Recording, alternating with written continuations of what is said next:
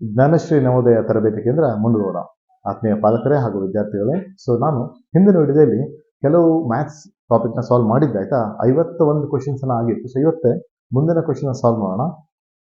ನಮ್ಮ ತರಬೇತಿ ಸಂಸ್ಥೆಯ ಯೂಟ್ಯೂಬ್ ಚಾನಲ್ಗೆ ಇನ್ನೂ ಸಬ್ಸ್ಕ್ರೈಬ್ ಮಾಡಿದರೆ ಸಬ್ಸ್ಕ್ರೈಬ್ ಮಾಡಿ, ಹಾಗೆ ಬೆಲ್ ಐಕಾನ್ ಒತ್ತಿ ನಮ್ಮ ಬರುವ ನೋಟಿಫಿಕೇಶನ್ ಎಲ್ಲ ವಿಡಿಯೋ ನೋಟಿಫಿಕೇಶನ್ ತಿಳ್ಕೊಳ್ಳಿ ಆಯ್ತಾ.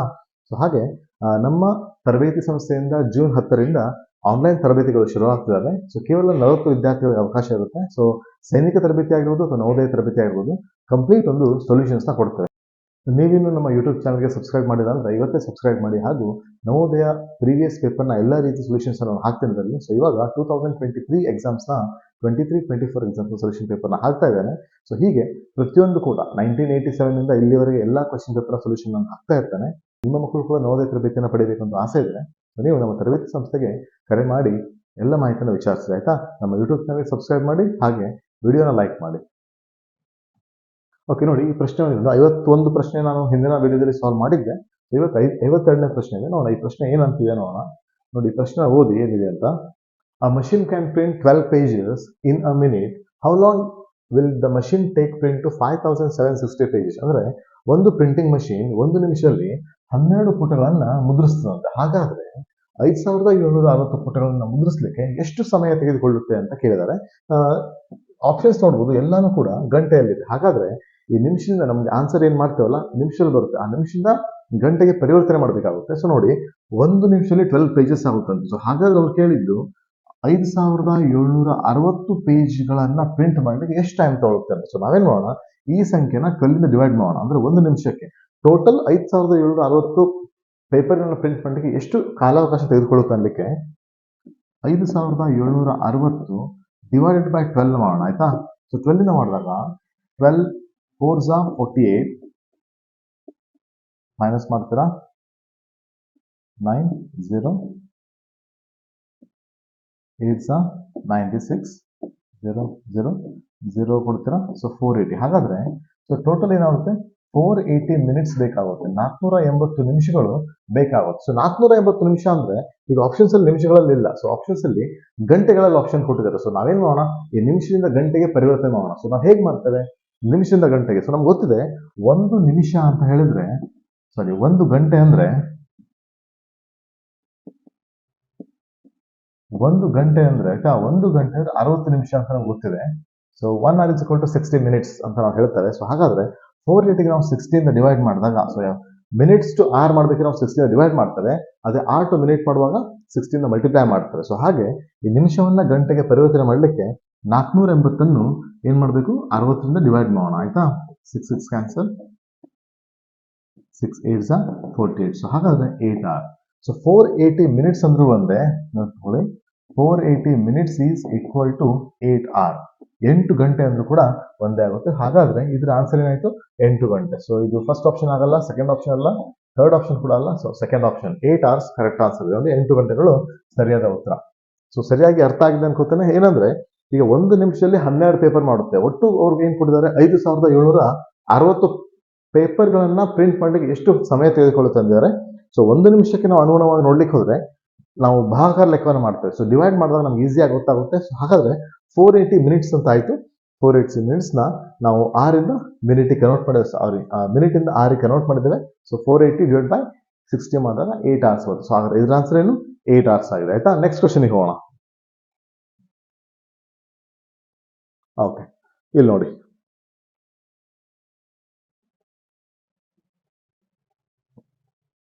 the cost price of a book is 100 rupees. A shopkeeper sells 3 such books for 275. What is his profit or loss ಅಂತ ಕೇಳಿದ್ದಾರೆ. ಅಂದ್ರೆ ಒಂದು ಪುಸ್ತಕದ ಅಸಲು ಬೆಲೆ 100 ರೂಪಾಯಿ ಆಗಿದೆ. ಅಂದ್ರೆ ಒಂದು ಪುಸ್ತಕದ ಬೆಲೆ 100 ರೂಪಾಯಿ. ಸೊ ಕಾಸ್ಟ್ ಪ್ರೈಸ್ ನಾನು ಬರೀತೇನೆ, ಒಂದು ಬುಕ್ಕಿಗೆ ಕಾಸ್ಟ್ ಪ್ರೈಸ್. ಸೊ ಅಸಲು ಬೆಲೆ 100 ರೂಪಾಯಿ ಅಂತ ಹೇಳಿದಾರೆ ಆಯ್ತಾ, ರೂಪಾಯಿ 100. ಅವನೇನ್ ಮಾಡ್ತಾನಂತೆ, 3 ಪುಸ್ತಕವನ್ನ 275ಕ್ಕೆ ಮಾರ್ತಾನೆ. ಸೊ ಸೆಲ್ಲಿಂಗ್ ಪ್ರೈಸ್ ಏನ್ ಕೊಟ್ಟಿದ್ದಾರೆ ಅವರು, ಸೆಲ್ಲಿಂಗ್ ಪ್ರೈಸ್ ಈಸ್ 275 ಅಂತ ಹೇಳಿದ್ದಾರೆ. ಸೊ 3 ಪುಸ್ತಕವನ್ನು ಮಾರ್ತಾನೆ. ಒಂದು ಪುಸ್ತಕವನ್ನ 100 ರೂಪಾಯಿ ಪರ್ಚೇಸ್ ಮಾಡ್ತಾನೆ, ಹಾಗೆ ಮಾರುವಾಗ 3 ಪುಸ್ತಕವನ್ನ 275ಗೆ ಮಾರ್ತಾನೆ. ಸೊ ಯಾವತ್ತು ನೆನಪಿರ್ಲಿ, ನಾವು ಈ ತರ ಲೆಕ್ಕವನ್ನು ಮಾಡುವಾಗ ಕಾಸ್ಟ್ ಪ್ರೈಸ್ ಸೆಲ್ಲಿಂಗ್ ಪ್ರೈಸ್ ನಮ್ಗೆ ಗೊತ್ತಿದೆ, ಕಾಸ್ಟ್ ಪ್ರೈಸ್ ಸೆಲ್ಲಿಂಗ್ ಪ್ರೈಸ್ ಬಗ್ಗೆ ಆಯ್ತಾ. ಸೊ ಪ್ರಾಫಿಟ್ ಲಾಸ್ ಅವನಿಗೆ ಏನ್ ಕೇಳಿದಾರೆ, ಅವನಿಗೆ ಲಾಭ ಅಥವಾ ನಷ್ಟ ಎಷ್ಟು ಕೇಳಿದಾರೆ. ಸೊ ನಮ್ಗೆ ಕಾನ್ಸೆಪ್ಟ್ ಗೊತ್ತಿದೆ, ಲಾಭ ಯಾವಾಗ ಆಗುತ್ತೆ, ನಷ್ಟ ಯಾವಾಗ ಆಗುತ್ತೆ. ಸೊ ಒಂದ್ಸಲ ಹೇಳ್ತೇನೆ, ನಮ್ಗೆ ಪ್ರಾಫಿಟ್ ಆಗುವಾಗ ಕಾಸ್ಟ್ ಪ್ರೈಸ್ ಚಿಕ್ಕದಾಗಿ ಸೆಲ್ಲಿಂಗ್ ಪ್ರೈಸ್ ಜಾಸ್ತಿ ಇರಬೇಕಾಗುತ್ತೆ, ಹೌದಾ? ಹಾಗೆ ಲಾಸ್ ಆಗುತ್ತಂದ್ರೆ ಕಾಸ್ಟ್ ಪ್ರೈಸ್ ಜಾಸ್ತಿ ಇದ್ದು ಸೆಲ್ಲಿಂಗ್ ಪ್ರೈಸ್ ಕಡಿಮೆ ಇದ್ರೆ ನಮ್ಗೆ ಲಾಸ್ ಆಗುತ್ತೆ. ಸೊ ನಾವು ಅತಿ ಹೆಚ್ಚು ಅಮೌಂಟ್ ಕೊಟ್ಟು ಪರ್ಚೇಸ್ ಮಾಡಿ ಅದನ್ನ ಕಡಿಮೆ ಬೆಲೆಗೆ ಮಾರಿದ್ರೆ ಲಾಸ್ ಆಗುತ್ತೆ. ಅದೇ ಕಡಿಮೆ ಬೆಲೆಗೆ ಪರ್ಚೇಸ್ ಮಾಡಿ ಅತಿ ಹೆಚ್ಚು ಬೆಲೆಗೆ ಮಾರಿದ್ರೆ ಪ್ರಾಫಿಟ್ ಆಗುತ್ತೆ. ಸೊ ಇಲ್ಲಿ ಏನಾಗಿದೆ, ಕಾಸ್ಟ್ ಪ್ರೈಸ್ ಕೇವಲ ಒಂದು ಪುಸ್ತಕ ಕೊಟ್ಟಿದ್ದಾರೆ ಅವರು. ಅವನು ಪರ್ಚೇಸ್ ಮಾಡಿದ್ದು 3 ಪುಸ್ತಕವನ್ನ 275 ಅವನು ಸೇಲ್ ಮಾಡ್ತಾನೆ. ಸೆಲ್ಲಿಂಗ್ ಪ್ರೈಸ್ ಕೊಟ್ಟಿದ್ದು 3 ಪುಸ್ತಕದಿದ್ದು, ನೆನಪಿಲ್ಲ, ಇದು 3 ಪುಸ್ತಕ ಸೆಲ್ಲಿಂಗ್ ಪ್ರೈಸ್, ಬಟ್ ಇದು ಕಾಸ್ಟ್ ಪ್ರೈಸ್ ಕೊಟ್ಟಿದ್ದು ಕೇವಲ ಒಂದು ಪುಸ್ತಕದ್ದು. ಸೊ ನಾವೇನ್ ಮಾಡೋಣ, ಈಗ 3 ಪುಸ್ತಕದ ಕಾಸ್ಟ್ ಪ್ರೈಸ್ ನೋಡೋಣ. ಈಗ ಒಂದು ಪುಸ್ತಕನ 100 ರೂಪಾಯಿಗೆ ಪರ್ಚೇಸ್ ಮಾಡಿದ್ರೆ 3 ಪುಸ್ತಕ ಎಷ್ಟು ಕೊಡ್ತಾನ ಅವನು? 300 rupees ಕೊಡ್ಬೇಕು. ಹಾಗಾದ್ರೆ ಟೋಟಲ್ ಕಾಸ್ಟ್ ಪ್ರೈಸ್ ಆಗುತ್ತೆ, new cost price equal to 3 into 100 is equal to 300 ಆಗುತ್ತೆ. ಹಾಗಾದ್ರೆ ಇದು ಕಾಸ್ಟ್ ಪ್ರೈಸ್ ಆಯ್ತು. ಸೆಲ್ಲಿಂಗ್ ಪ್ರೈಸ್ ಬಂದ್ಬಿಟ್ಟು 275 ಅವನು ಸೇಲ್ ಮಾಡಿದಾನೆ. ಹಾಗಾದ್ರೆ ನೀವು ನೋಡಿ, ಈಗ ಏನಾಗಿದೆ, ಪ್ರಾಫಿಟ್ ಆಗಿದೆ, ಲಾಸ್ ಆಗಿದೆ. ಕಾಸ್ಟ್ ಪ್ರೈಸ್ 300 ಇದೆ. ಸೊ ಕಾಸ್ಟ್ ಪ್ರೈಸ್ ಕಡಿಮೆ ಇದೆನೋ ಅಥವಾ ಕಾಸ್ಟ್ ಪ್ರೈಸ್ ಜಾಸ್ತಿ ಇದೆ? ಸೊ ಕಾಸ್ಟ್ ಪ್ರೈಸ್ ಜಾಸ್ತಿ ಇದೆ. ಸೊ ಹಾಗಾದ್ರೆ ಯೂಶುವಲಿ ಆಗುತ್ತೆ ಲಾಸ್ ಆಗುತ್ತೆ. ಸೊ ಲಾಸ್ ಫಾರ್ಮುಲಾ ಏನು? ನಷ್ಟ is equal to cost price minus selling price, ಆಯ್ತಾ? Cost price minus selling price ಅಂತ ನಾವು ಮಾಡಬೇಕು. ಸೊ ಅವ್ರು ಏನಾಗುತ್ತೆ, 300 275 ಕಳೆದ್ರೆ 25 rupees ಅವನಿಗೆ ಲಾಸ್ ಆಗುತ್ತೆ. 25 rupees ಆಗುತ್ತೆ, ಲಾಸ್ ಆಗುತ್ತೆ. ಹಾಗಾದ್ರೆ ಆಪ್ಷನ್ ಏನಾಯ್ತು? Loss of 25 rupees. Option D ಸರಿಯಾದ ಉತ್ತರ. ₹25 ನಷ್ಟ ಆಗಿದೆ. ಓಕೆ, ಪ್ರಶ್ನೆ ಇನ್ನೊಂದ್ಸಲ ನೋಡಿ. ಅಸಲು ಬೆಲೆ 100 ರೂಪಾಯಿ, ಆದ್ರೆ ಅವನು ಮಾರಿದ್ದು 275 ರೂಪಾಯಿಗೆ 3 ಪುಸ್ತಕವನ್ನ. ಅವನು ಪರ್ಚೇಸ್ ಮಾಡಿದ್ದು 100 ರೂಪಾಯಿ ಒಂದು ಪುಸ್ತಕ. ಅವರು 3 ಪುಸ್ತಕದ ಅಸಲು ಬೆಲೆನ ಕೊಟ್ಟಿಲ್ಲ. So what is the cost price of 3 books? They didn't give. So we have to find out the cost price of 3 books. Then we have to find the what is the selling price of 3 books. While comparing the profit and loss, we have to take the number should be same. ನಾವು ಎಷ್ಟು ಸಂಖ್ಯೆನ profit ಆಗಿ ಅಥವಾ loss ಆಗಿ ತಗೋಬೇಕು ಅಂದ್ರೆ ಎಷ್ಟು ಸಂಖ್ಯೆನ purchase ಮಾಡ್ತೇವೆ ಅಷ್ಟೇ ಸಂಖ್ಯೆನ ಮಾರಬೇಕಾಗುತ್ತೆ. ಸೊ ಆಗ ಮಾತ್ರ ನಮಗೆ ಎಕ್ಸಾಕ್ಟ್ ಆಗಿ ಪ್ರಾಫಿಟ್ ಲಾಸ್ ಗೊತ್ತಾಗುತ್ತೆ, ಆಯ್ತಾ? ಸೊ ನಾವು ಇಲ್ಲಿ 100 ಇದೆ 275 ಅಂತ ತುಂಬಾ ಜನ ಪ್ರಾಫಿಟ್ 175 ಅಂತ ಹಾಕ್ತಾರೆ. ಸೊ ಅದು ತಪ್ಪು ಉತ್ತರ ಆಗಿರುತ್ತೆ, ಆಯ್ತಾ? ನೋಡಿ, ಒಂದು ಪುಸ್ತಕ ಇದೆ, ಸೊ ಇದು 100 ಪುಸ್ತಕಕ್ಕೆ. ಸೊ ನಿಮಗೆ ಒಂದು ಒಳ್ಳೆ ಸಜೆಷನ್ ಏನು ಅಂದ್ರೆ, ಯಾವುದೇ ಪ್ರಶ್ನೆ ಬಂದಾಗ ಪ್ರಶ್ನೆ ಸರಿಯಾಗಿ ಓದ್ಕೊಳ್ಳಿ, ಆಯ್ತಾ? ನೀವು ಪ್ರಶ್ನೆನ ಎಷ್ಟು ಚೆನ್ನಾಗಿ ಓದ್ತೀರಾ, ಡೀಟೇಲ್ ಆಗಿ ಓದಿ. ಸೊ ಪ್ರಾಕ್ಟೀಸ್ ಮಾಡುವ ಕೂಡ ಡೀಟೇಲ್ ಆಗಿ ಅದಕ್ಕೆ ಅರ್ಥ ಮಾಡ್ಕೊಂಡು ಪ್ರಶ್ನೆನ ತಿರ್ಗಾ ಓದಿದ್ರೆ ನಿಮ್ಗೆ ಈಸಿಯಾಗಿ ಅರ್ಥ ಆಗುತ್ತೆ. ಆದ್ರೆ ಎಕ್ಸಾಮಿನೇಷನ್ ಅಲ್ಲಿ ನೀವು ಯಾವ ಎಕ್ಸಾಮಿನೇಷನ್ ಮೀಡಿಯಂನ ಪೇಪರ್ ಹಾಕ್ತೀರಾ ಅದೇ ಮೀಡಿಯಂ ನಿಮ್ಗೆ ಕೊಡ್ತಾರೆ. ಸೊ ನೀವು ಕನ್ನಡ ಮೀಡಿಯಂ ಕಲ್ತಿರ್ಲಿ ಅಥವಾ ಇಂಗ್ಲಿಷ್ ಮೀಡಿಯಂ ಕಲ್ತಿರ್ಲಿ, ಸೊ ನೀವು ಎಕ್ಸಾಮಿನೇಷನ್ ಅಪ್ಲಿಕೇಶನ್ ಹಾಕುವಾಗ ಎಕ್ಸಾಮಿನೇಷನ್ ಮೀಡಿಯಂನ ಸ್ಪೆಸಿಫೈ ಮಾಡಲಿಕ್ಕೆ ಅವಕಾಶ ಇದೆ. ಸೊ ನೀವು ಇಂಗ್ಲಿಷ್ ಅಲ್ಲಿ ಎಕ್ಸಾಮ್ ಬರೀತಾ ಅಂದ್ರೆ ದಯವಿಟ್ಟು ನೀವು ಎಕ್ಸಾಮಿನೇಷನ್ ಮೀಡಿಯಂ ಇಂಗ್ಲಿಷ್ ಸ್ಪೆಸಿಫೈ ಮಾಡಿ, ನಿಮಗೆ ಇಂಗ್ಲಿಷ್ ಪೇಪರ್ನೇ ಅವ್ರು ಪ್ರೊವೈಡ್ ಮಾಡ್ತಾರೆ. ಅಥವಾ ಕನ್ನಡದಲ್ಲಿ ಏನಾದ್ರು ಎಕ್ಸಾಮ್ ಬರೀಬೇಕು ಅಂತ ನಿಮ್ಗೆ ಆಸೆ ಇದೆ, ಸೊ ನೀವು ಕನ್ನಡ ಅಂತ ಮೆನ್ಷನ್ ಮಾಡಿ. ಆದ್ರೆ ನೆನಪಿರ್ಲಿ, ಎಕ್ಸಾಮ್ ಅಲ್ಲಿ ಯಾವುದೇ ರೀತಿ ಮಲ್ಟಿ ಲ್ಯಾಂಗ್ವೇಜ್ ಕ್ವಶನ್ ಪೇಪರ್ ಕೊಡಲ್ಲ. ತುಂಬಾ ಜನ ತಪ್ಪು ಕಲ್ಪನೆ ಇದೆ. ಸೊ ಯಾವ್ದು ಬೇಕಾದ್ರೂ ನಾವು ಹಾಕ್ಬೋದು, ಎಕ್ಸಾಮ್ ಅಲ್ಲಿ ಹೇಗೂ ಇಲ್ಲ. ಮುರಾರ್ಜಿ ಶಾಲೆಗೆ ಮಾತ್ರ ಏನಾಗುತ್ತೆ, ನಿಮಗೆ ಮಲ್ಟಿ ಲ್ಯಾಂಗ್ವೇಜ್ ಕ್ವಶನ್ ಪೇಪರ್ ಕೊಡ್ತಾರೆ. ಆದ್ರೆ ನವೋದಯ ಶಾಲೆಗೆ ಯಾವುದೇ ರೀತಿ ಮಲ್ಟಿ ಲ್ಯಾಂಗ್ವೇಜ್ ಕ್ವಶನ್ ಪೇಪರ್ ಇರಲ್ಲ. ಕೇವಲ ನೀವು ಅಪ್ಲಿಕೇಶನ್ಸ್ ಅಲ್ಲಿ ಯಾವ ಲ್ಯಾಂಗ್ವೇಜ್ ನ ಮೆನ್ಷನ್ ಮಾಡ್ತೀರಾ ಅದ್ರ ಬಗ್ಗೆ ಮಾತ್ರ ಕಂಪ್ಲೀಟ್ ಅವ್ರ ಕ್ವಶನ್ ಪೇಪರ್ನ ಕೊಡ್ತಾರೆ. ಸೊ ನಿಮ್ಮ ಮೀಡಿಯಂ ಆಫ್ ಎಕ್ಸಾಮಿನೇಷನ್ ಇಂಗ್ಲಿಷ್ ಇದ್ರೆ ನಿಮ್ಗೆ ಇಂಗ್ಲಿಷ್ ಪೇಪರ್ ಸಿಗುತ್ತೆ, ಕನ್ನಡ ಇದ್ರೆ ಕನ್ನಡ ಮಾತ್ರ ಸಿಗುತ್ತೆ. ಅದರಲ್ಲಿ ಬೇರೆ ರೀತಿ ಯಾವುದೇ ಲ್ಯಾಂಗ್ವೇಜಸ್ ಇರಲ್ಲ. ಸೊ ಇದು ಒಂದು ಉತ್ತಮವಾದ ಮಾಹಿತಿ ಆಗಿದೆ. ಇದನ್ನು ಕರೆಕ್ಟಾಗಿ ತಿಳ್ಕೊಳ್ಳಿ. ಅಪ್ಲಿಕೇಶನ್ ಹಾಕಿದ ಮುಂಚೆ ಸರಿಯಾಗಿ ಇದನ್ನು ನೋಟ್ ಮಾಡಿಕೊಂಡು ಅಪ್ಲಿಕೇಶನ್ ಹಾಕಿ, ಆಯ್ತಾ? ಸೊ ಇದು ಅರ್ಥ ಆಗಿದೆ ಅನ್ಕೋತಾನೆ. ನೆಕ್ಸ್ಟ್ ಪ್ರಶ್ನೆ ಹೋಗೋಣ. 54ನೇ ಪ್ರಶ್ನೆ ಒಂದು ಸಿಂಪ್ಲಿಫಿಕೇಶನ್ ಕೊಟ್ಟಿದ್ದಾರೆ. ಸೊ ಸಿಂಪ್ಲಿಫಿಕೇಶನ್ ಅಂದ್ರೆ ಇದನ್ನ ಸಂಕ್ಷೇಪಿಸಿರಿ ಅಂತಿದೆ. ಬಾಡಮಸ್ ರೂಲ್ ನಾವು ಮಾಡ್ತೇವೆ, ಆಯ್ತಾ? ಬಾಡಮಸ್ ರೂಲ್ ಬಗ್ಗೆ ನಿಮ್ಗೆ ಗೊತ್ತಿರಲಿ. ಸೊ ಒಂದ್ಸಲ ಹೇಳ್ತೇನೆ ನೋಡಿ. ಬಾಡಮಸ್ ಅಂದ್ರೆ BODMAS ಅಂತ ಹೇಳ್ತಾರೆ. ಸೊ ವಿ ಬಾಡಮಸ್ ಅಂತ ಹೇಳ್ತೇನೆ. ವಿ ಅಂದ್ರೆ ವೆನಿಕ್ಯುಲಮ್ ಬಾರ್ ಅಂತ ಇರುತ್ತೆ.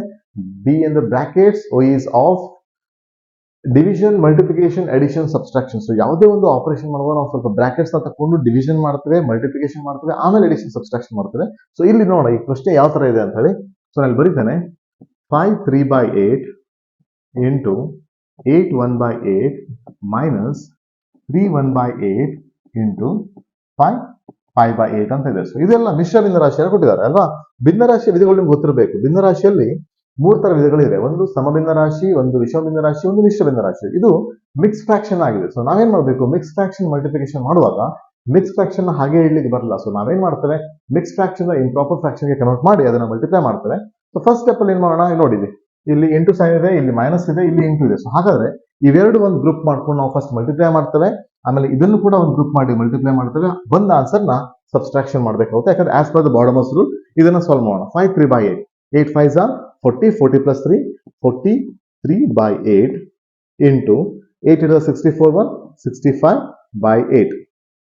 ನೋಡಿ ಯಾವ್ದು ಕ್ಯಾನ್ಸಲ್ ಆಗ್ತಾ ನೋಡಿ, ಯಾವ್ದು ಕ್ಯಾನ್ಸಲ್ ಆಗ್ತಿಲ್ಲ. ಸೊ ಹಾಗೆ ಇಡಿ minus 8 3s are 24 plus 1 25/8 into 5 8s are 40 again 40 plus 5 is 45/8. So ಹಾಗಾದ್ರೆ ಫಸ್ಟ್ ಈಗ ನೋಡಿ ಇಲ್ಲಿ ಭಿನ್ನರಾಶಿಯ ಗುಣಾಕಾರದಲ್ಲಿ ನಾವೇನು ಮಾಡ್ತೇವೆ, ಅಂಶ ಮತ್ತು ಛೇದ ಯಾವುದೇ ಒಂದು ಸಂಖ್ಯೆಯಿಂದ ಭಾಗ ಆಗುತ್ತೋ ಅಂತ ನೋಡ್ಬೇಕು.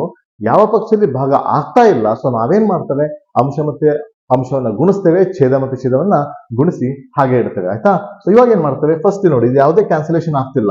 8 ಮತ್ತೆ 42 ಇಂದ ಯಾವುದೇ ಒಂದು ಸೇಮ್ ಟೇಬಲ್ ಬರ್ತಾ ಇಲ್ಲ, ಸಿಂಪ್ಲಿಫೈ ಕೂಡ ಆಗ್ತಾ ಇಲ್ಲ. ಸೊ ಇಲ್ಲೂ ಕೂಡ ಆಗ್ತಾ ಇಲ್ಲ, ಇಲ್ಲೂ ಕೂಡ ಆಗ್ತಾ ಇಲ್ಲ. ಸೊ ನಾವೇನ್ ಮಾಡ್ತೇವೆ, ಇದನ್ನ ಫಸ್ಟ್ ಸಾಲ್ವ್ ಮಾಡೋಣ. 43 into 65 ನ ಹಾಗೆ ಮಲ್ಟಿಪ್ಲೈ ಮಾಡೋಣ. ಎಷ್ಟಾಗುತ್ತೆ ನೋಡೋಣ. 43 into 65 43 into 65 ಟೇಬಲ್ ಅಲ್ಲಿ 65 ಟೇಬಲ್ ಗೊತ್ತಿದ್ರೆ ಮಾಡಿ, ಇಲ್ಲ ಅಂದ್ರೆ ಸಿಂಗಲ್ ಡಿಜಿಟ್ ತಗೊಂಡು ಮಾಡಿ. ಎಷ್ಟಾಗುತ್ತೆ ಅಂದ್ರೆ 43 into 65 ಒಂದು 2795 ಆಗುತ್ತೆ. ಆಯ್ತಾ? 2795 ಆಗುತ್ತೆ. ಹಾಗೆ ಇಲ್ಲ ಬರೀತೇನೆ 2795 ಡಿವೈಡೆಡ್ ಬೈ 8 8s 64 ಆಗುತ್ತೆ. ಮೈನಸ್ 25 into 45 ಎಷ್ಟಾಗುತ್ತೆ ನೋಡೋಣ. ಆಯ್ತಾ?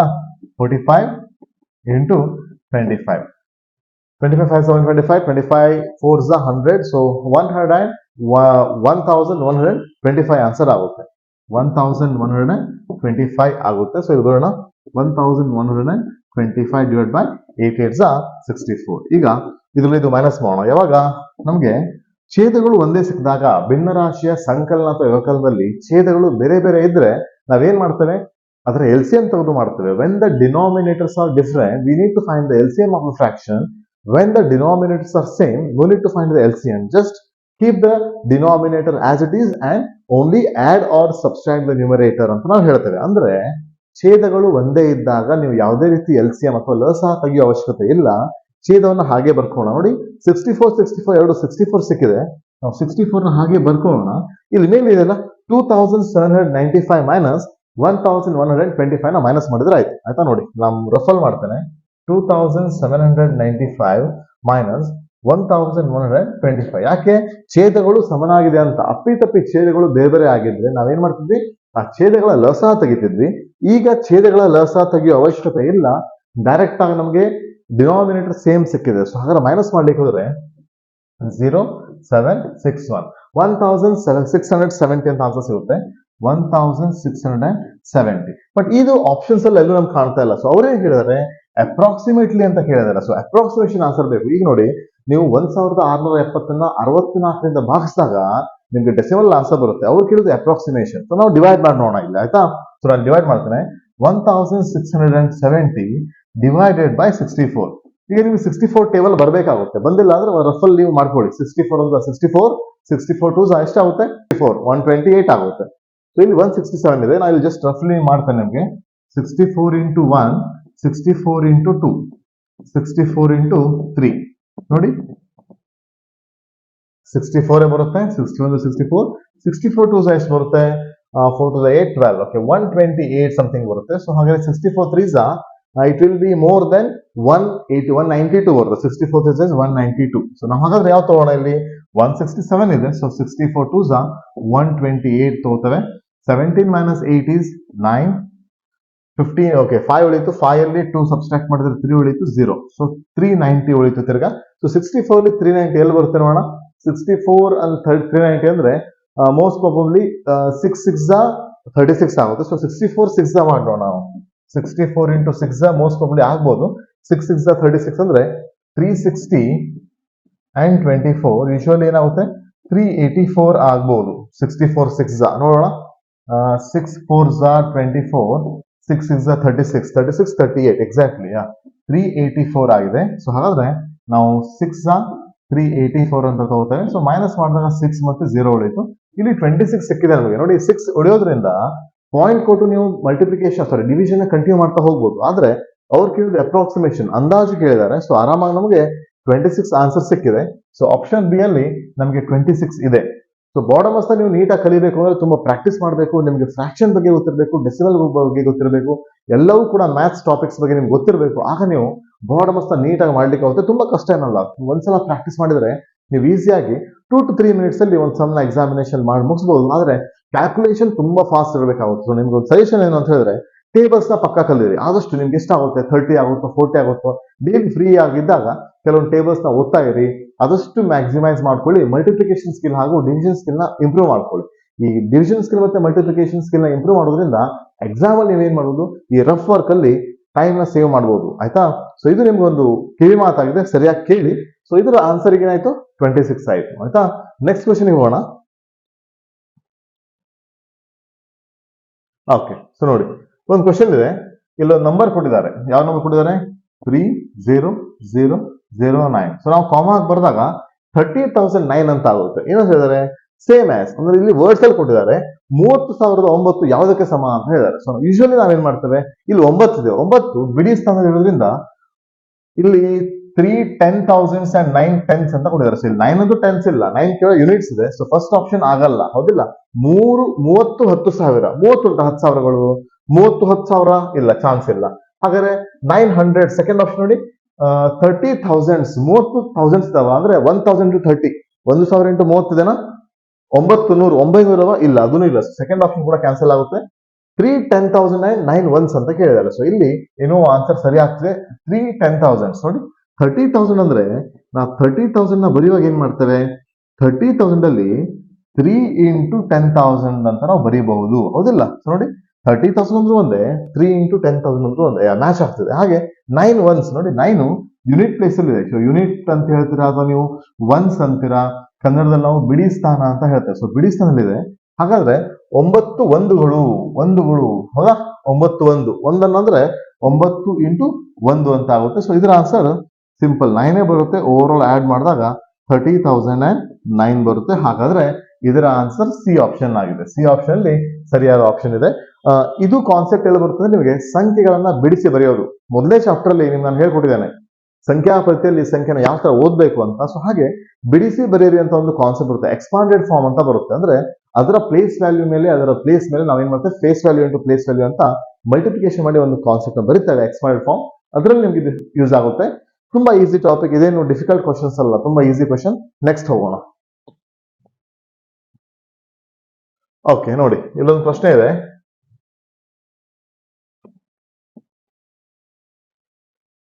Sumit weighs 107 kg and Sanjay weighs 82 kg. Sumit weighs 107 kg and Sanjay weighs 82 kg. The difference of their weight if the weight of each is rounded off to the nearest tens ಅಂತ ಹೇಳ್ತಾರೆ. ಅಂದ್ರೆ ಸುಮಿತ್ನ wait ಕೊಟ್ಟಿದ್ದಾರೆ, ತೂಕವನ್ನ ಕೊಟ್ಟಿದ್ದಾರೆ. ಸುಮಿತನು 107 KG ಅಂತಾರೆ. ಬರಿತೇನೆ ಇಲ್ಲಿ, ಸುಮಿತನ wait ಎಷ್ಟು, 107 KG ಇದ್ದಾನೆ. ಹಾಗೆ ಸಂಜಯ್ 82 ಕೆಜಿ ಇದ್ದಾನೆ, ಮತ್ತೆ ಸಂಜಯ್ 82 ಕೆಜಿ ಇದ್ದಾನೆ. ಸೊ ಅವ್ರೇನಂತಾರೆ, ಪ್ರತಿಯೊಬ್ಬರ ತೂಕವನ್ನ 10ರ ಸ್ಥಾನದ ಸಮೀಪಕ್ಕೆ ಅಂದಾಜಿಸ್ಬೇಕಂತೆ.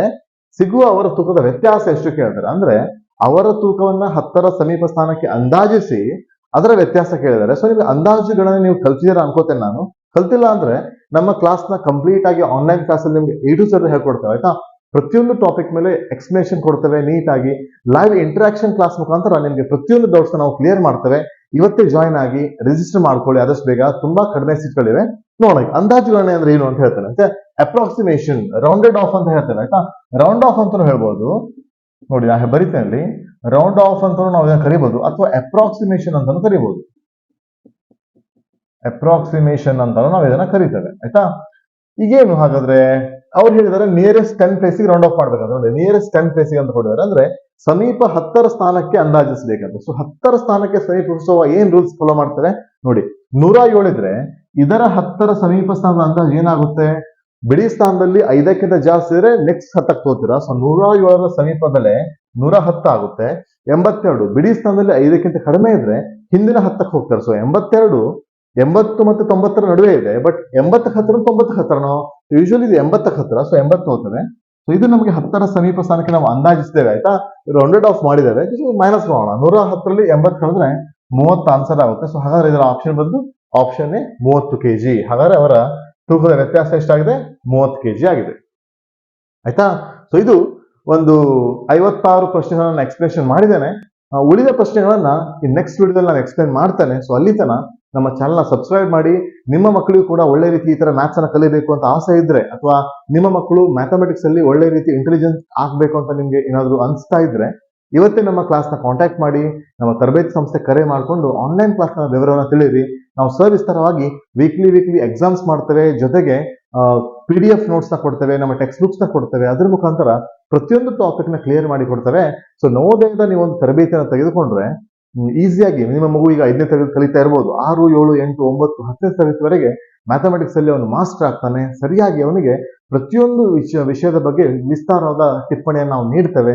ಎಕ್ಸ್ಪ್ಲನೇಷನ್ ತುಂಬಾ ಚೆನ್ನಾಗಿರುತ್ತೆ. ಈಸಿಯಾಗಿ ಮಗುಗೆ ಮ್ಯಾಥಮೆಟಿಕ್ಸ್ ಅನ್ನೋದು ಇಂಟ್ರೆಸ್ಟಿಂಗ್ ಸಬ್ಜೆಕ್ಟ್ ಆಗಿ ಉತ್ತಮ ಅಂಕ ಗಳಿಸಲಿಕ್ಕೆ ಸಹಾಯ ಆಗ್ತದೆ ಅಂತ ನಾನು ಹೇಳ್ತೇನೆ. ಸೊ ಇವಿಷ್ಟು ಹೇಳಿ ಇವತ್ತಿನ ವಿಡಿಯೋನ ಮುಗಿಸ್ಲಿಕ್ಕೆ. ಸೊ ಆದಷ್ಟು ಮಕ್ಕಳಿಗೆ ನಿಮ್ಗೆ ಅರ್ಥ ಆಗಿದೆ ಅನ್ಕೋತೇನೆ. ಸೊ ಅರ್ಥ ಆಗಿಲ್ಲ ಅಂದ್ರೆ ನಮ್ಮ ಡೀಟೇಲ್ ವಿಡಿಯೋ ನೀವು ನೋಡ್ಬೇಕಾಗುತ್ತೆ. ಪ್ರತಿ ಟಾಪಿಕ್ ಮೇಲಿಂದು ಡೀಟೇಲ್ ವಿಡಿಯೋ ನೋಡಿದಾಗ ಮಾತ್ರ ನಿಮಗೆಲ್ಲ ಅರ್ಥ ಆಗುತ್ತೆ. ಸೊ ಹಾಗಾದ್ರೆ ನೆಕ್ಸ್ಟ್ ಸೊಲ್ಯೂಷನ್ಸ್ ಈಗ 56 ಆಗಿದೆ, ಇನ್ನೂ ಕೆಲವೊಂದು ಸೊಲ್ಯೂಷನ್ಸ್ ಬಾಕಿ ಇದೆ ಆಯ್ತಾ. ಸೊ ಇನ್ನೂ ಕೂಡ 4 ಸೊಲ್ಯೂಷನ್ ಬಾಕಿ ಇದೆ. ಈ 4 ಸೊಲ್ಯೂಷನ್ಸ್ ನ ಮುಂದಿನ ವಿಡಿಯೋದಲ್ಲಿ ನಾವು ಡಿಸ್ಕಸ್ ಮಾಡೋಣ. ಧನ್ಯವಾದಗಳು.